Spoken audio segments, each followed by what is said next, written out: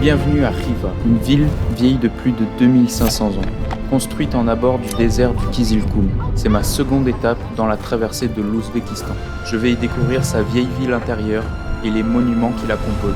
J'irai ensuite me perdre dans le désert afin d'y trouver des anciennes forteresses abandonnées. Là, je suis ému d'avoir vu ça.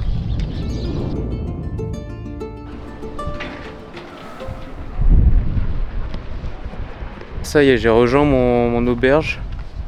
J'ai posé mes affaires et tout, mais pas trop de temps à perdre parce que vu que le train a pris pas mal de retard, j'aurai pas beaucoup de temps dans la ville. Et en arrivant là, je vois qu'il y a plein de trucs à faire en fait, parce que la ville est toute petite, mais elle a l'air très condensée quoi. Et par contre, ce qui est trop bien, c'est que ça, c'est mon auberge, et genre ça, c'est l'entrée sud de Khiva. Pourquoi l'entrée sud? Parce qu'en fait c'est une ancienne forteresse. C'était une des étapes pour les caravaniers avant de se lancer dans la grande traversée du désert. Et après c'est devenu une forteresse petit à petit. Ils ont érigé des murs en pierre énormes. C'est assez imposant,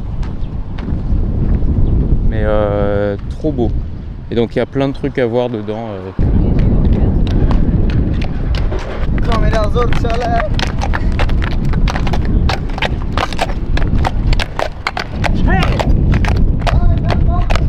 Ils sont encore à l'ancienne.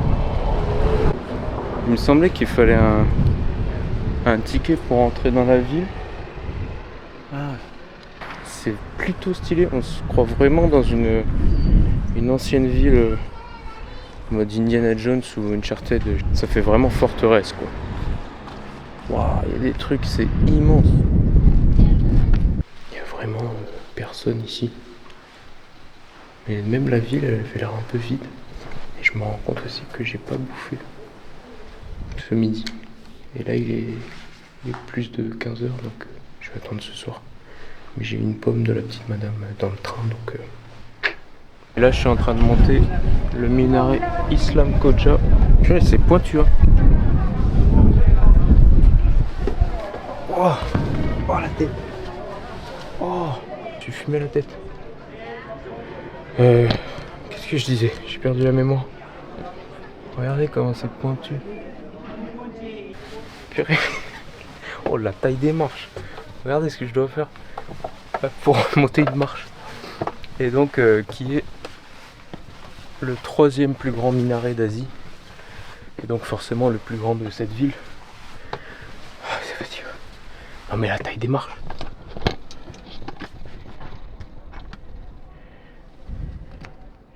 On voit pas. C'est une ascension carrément. Là on va avoir une sacrée bonne vue sur la ville je pense. J'aurais dû manger ce midi. Il fait tant de mètres. Je sais plus. Et en gros un minaret. À l'époque ça servait à faire l'appel à la prière et aussi à voir les gens qui arrivaient au loin, une sorte de phare quoi. Et je sais plus si c'est celui-là, mais il y en a certains qui servaient littéralement comme des phares avec une lumière en haut pour pouvoir reconnaître la ville au milieu du désert. Oh, putain. La lumière. Ouf. Ouch. Le vent. Oh waouh. Oh là, on est où? La ville est divisée en deux parties. Dishan Kala, la forteresse extérieure, et Inchan Kala, la forteresse intérieure, d'où est née la ville de Khiva. C'est d'ailleurs seulement cette partie que j'explore. Et maintenant on va redescendre. Hein. Par là. Allez, je vous retrouve en bas. J'ai une putain de crampe à la cuisse. Oh, je peux plus la plier. On se retrouve dans 45 minutes, le temps que je descende comme ça.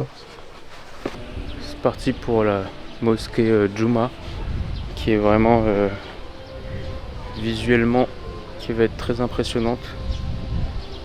Vous allez voir de quoi je parle tout de suite. Allez. Les gars, c'est magnifique. Et il n'y a personne. Datant du XVIIIe siècle, la mosquée de Djouma est supportée par 212 colonnes de bois, chacune unique. Les marchands et les pèlerins offraient parfois une colonne dans le style de leur ville pour remplacer les plus abîmés. Le meilleur moyen de découvrir la ville est de s'y perdre. Je me laisse alors errer à travers les rues de briques, les artisans et les étals de marchands. Fondée au 5e siècle avant Jésus-Christ, dans une oasis, elle est détruite par Gengis Khan en 1220. Elle renaît de ses cendres pour être occupée 150 ans plus tard par les troupes de Tamerlan. La ville connaît par la suite une période de prospérité, étant sur l'itinéraire des caravanes vers la mer Caspienne. Selon la légende, Khiva fut fondée à l'endroit où Chem, le fils de Noé, creusa le puits de Creva. On a vite fait de s'y perdre, mais le caractère mystérieux de certains bâtiments renforce ma curiosité. J'ai monté un truc. Je suis en haut d'une madrasa. C'est vrai, il y a des petites portes partout. Mais comment ils utilisent ces portes-là? Je pense que j'ai le droit d'être là parce que c'était ouvert quand même. Et j'avoue que. Il y a un autre gars là-haut.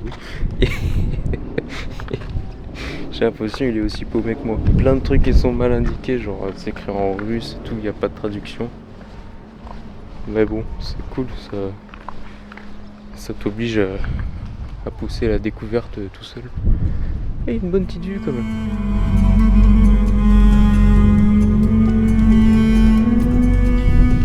Les gars, il vient de m'arriver un truc de fou.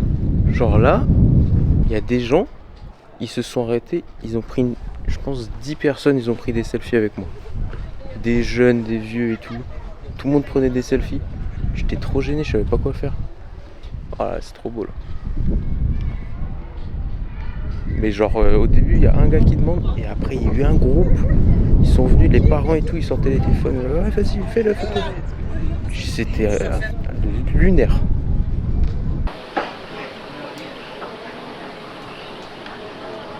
Petit coin bien sympa pour boire du thé pétillant.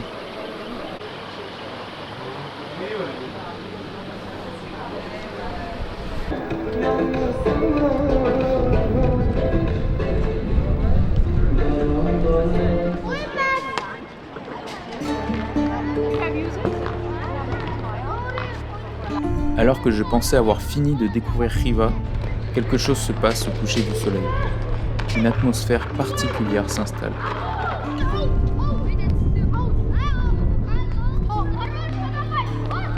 C'est peut-être les couleurs de la ville, ou les lumières qui renforcent le côté mystique du paysage, ou simplement ma fatigue.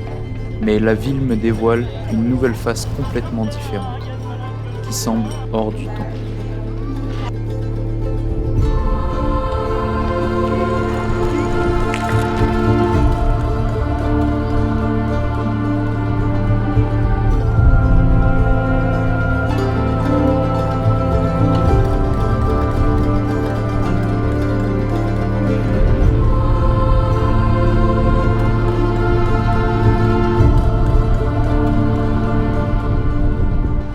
Je crois que c'est tout pour aujourd'hui. Je suis perdu dans les ruelles de Khiva. En fait, à part le centre, il n'y a pas grand chose à faire ailleurs. C'est beaucoup des gens qui ont créé des hôtels dans les anciens monuments. Demain, j'avais prévu un truc le matin. Enfin prévu, je voulais faire un truc. Et j'ai rencontré un gars qui m'a dit, enfin un guide, qui m'a dit ça va être chaud parce que c'est un peu plus loin, il faut aller en voiture et tout, c'est une excursion ça peut pas être juste le matin. Donc je vais me renseigner en rentrant là quand j'aurai le wifi, je vais voir et voilà, bonne nuit. Je vous ai pas montré aussi mon auberge à Khiva. Voilà. Enfin, rien de spécial. Ah si, les douches sont belles, je crois. Enfin belles. Et la déco quoi, c'est Ouais.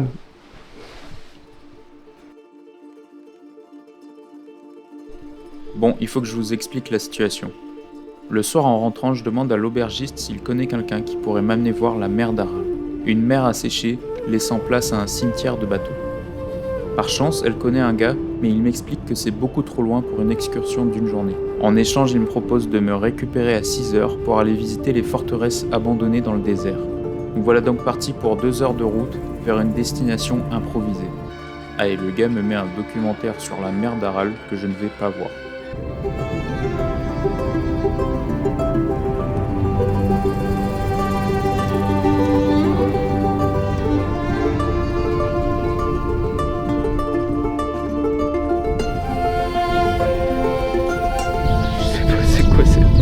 Qu'est-ce qui se passe aujourd'hui là? Je suis complètement paumé. C'est la première fois que j'ai froid en Ouzbékistan. Et là on est la première ancienne forteresse qui est Topaz Kala. C'est en plein milieu du désert, c'est incroyable. Et le gars il m'a dit ouais je t'attends dans la voiture, vas-y. Du coup là je suis tout seul. Il est là-bas. C'est plus grand que je pensais. Oh, il y a des... Il y a énormément d'oiseaux, il y a des aigles et tout. J'ai pas encore réussi à en filmer. Il y a des oiseaux verts, des petits oiseaux. Et là, il y a des passages, j'ai l'impression d'être dans Indiana Jones. Wesh, ça m'a fait peur l'oiseau.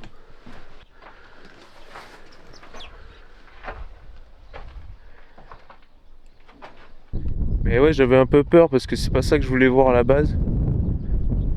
Je me disais, ça va être un petit peu genre juste des ruines un peu pourries. Et en fait, c'est vraiment un truc hyper beau à voir. Puis tu te dis, la ville de Riva avant c'était un truc comme ça quoi. À la base, c'est juste des forteresses bâties de terre et de pierre. Et ouais, il y en a qui ont été abandonnées comme celle qu'on va voir aujourd'hui. Ah là, il y a des escaliers. Les historiens considèrent que Toprak Kala était l'ancienne capitale de la région. Lors des fouilles, ont été trouvées les ruines d'un palais de 150 salles, richement décorées de peintures et de sculptures. On y vénérait la déesse perse Anaïta, déesse de l'eau et des rivières. La forteresse s'appuyait sur l'ancien cours d'eau de l'Amu Darya pour ses ressources. Sa population serait originaire de l'empire Kushan, venant d'Inde, d'où la vénération à la déesse Anaïta, correspondant à Sarasvati, la déesse hindoue des rivières.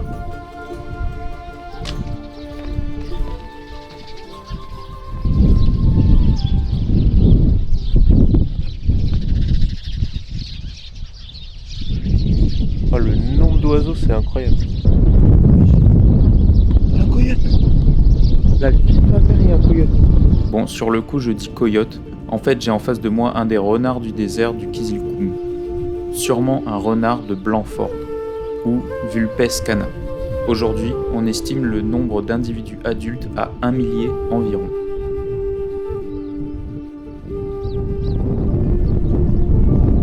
On va le laisser tranquille. J'ai pas trop envie de le courser, trop le déranger. Bon, on retourne à la voiture. Ah les gars, je suis ému là, d'avoir vu ça. Je sais pas quelles sont les chances d'en voir ici. Genre je suis là, je suis tout seul dans une forteresse abandonnée, il y a un coyote. Enfin je crois que c'est un coyote. Un canidé quoi. Как это назвался вот?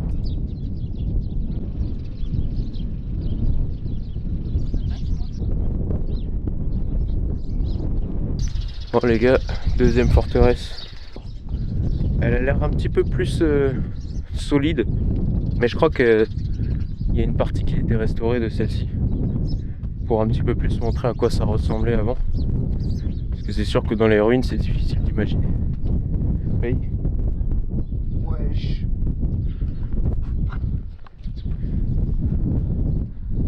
C'est un trou mais profond hein. Même pas on voit le fond quoi. Je sais pas à quoi ça servait. Kizil Kala, autrement appelée la forteresse rouge.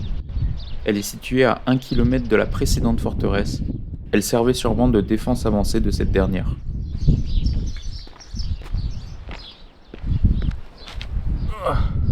Ouais, pas mal. Il y a moins de trucs à voir quand même, et il n'y a pas de coyotes. Donc ça c'est très dommage. Oh bah direction la 3e. Je sais plus si on passe pas par un lac avant.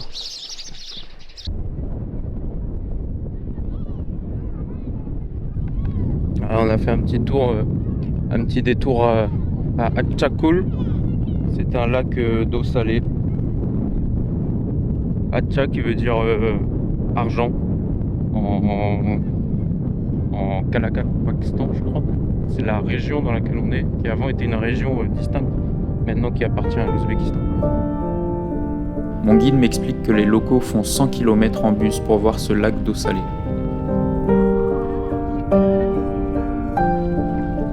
Encore une fois, je rencontre des Ouzbeks qui veulent se prendre en selfie avec moi.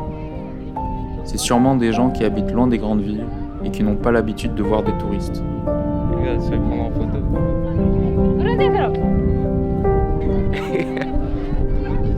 Avec moi encore.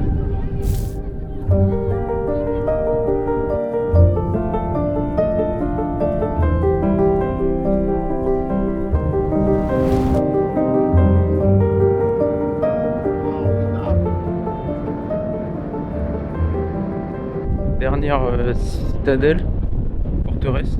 Puis il me fait un peu peur parce qu'il me dit, genre on s'arrêtait déjà un peu loin et tout.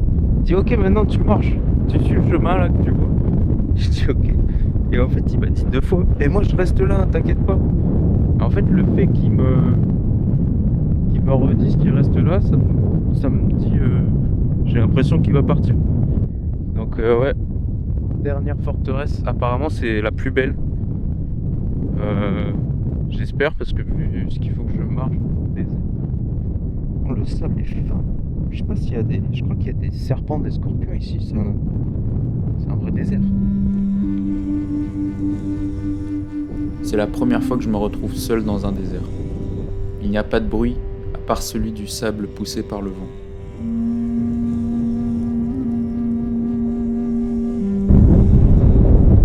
Et là, on a la forteresse.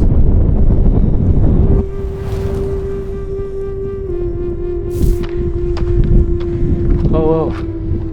Ok, il y a un truc en haut.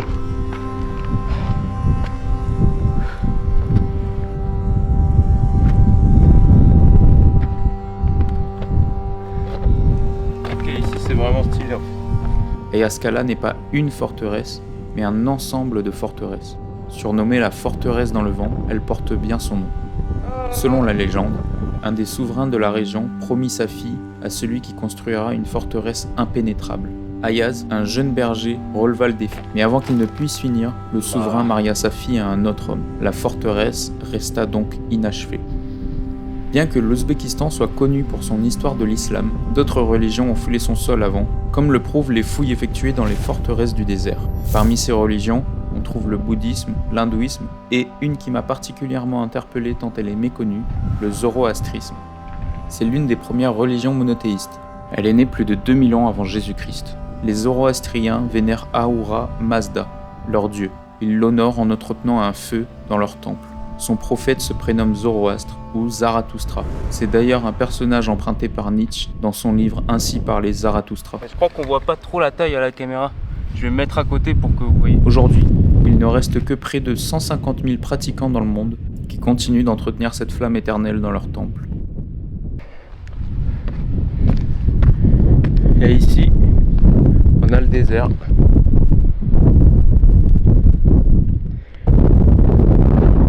En gros, il y a une citadelle au-dessus qui surplombe l'autre. Apparemment pour la surveiller quoi, en cas d'attaque. Ah, j'ai du sable dans la bouche. Et là, on est dans une partie de la muraille. Mais ils étaient petits avant, non? Moi, ce qui m'inquiète, c'est que là, si je tombe, genre, ils vont pas savoir avant, je sais pas, 5 heures, quoi. Voilà, on a fait le tour. Hein. redescendre jusqu'à la voiture.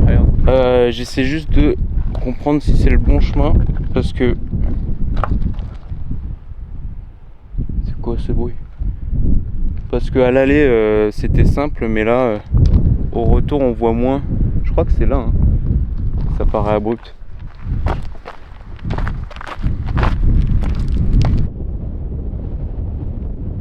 Sur le retour, j'ai une mauvaise surprise. Les gars. Je ne trouve plus mon chauffeur. Je commence à flipper, sauf que en regardant un peu partout, je me rends compte qu'il était juste allongé dans sa voiture. Go back to Riva. Go back, yes, yes.